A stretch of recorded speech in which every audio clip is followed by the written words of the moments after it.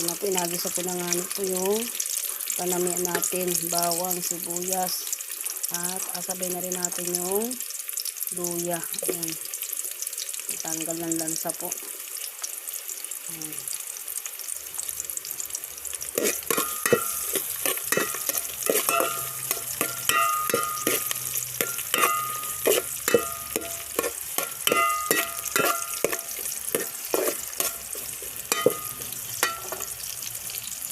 Alagay ko na rin po yung paminta.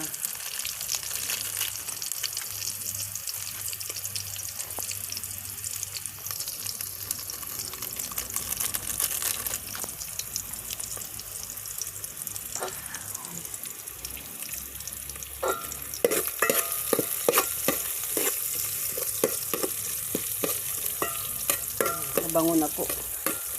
Mabango na yung ating mga panamiya.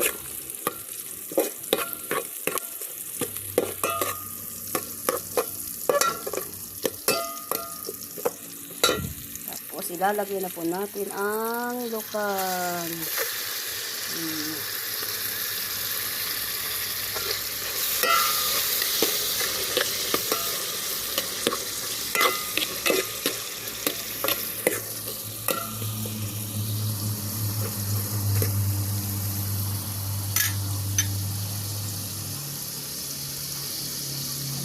Sabay na rin po natin itong po mga katang. Ayan. 4 na piraso. Ayan, ito yung nagpansipit sa akin kanina. Sinipit ako. Ayan. Ayan. At meron tayong 3 pirasong hipon. Ayan.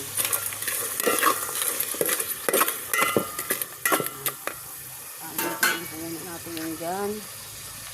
Ayan.